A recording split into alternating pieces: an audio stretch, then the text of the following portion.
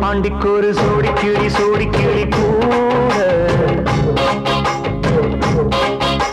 சோழ கருது போல தோள தொட்டு ஆட செந்தூர பாண்டிக்கு ஒரு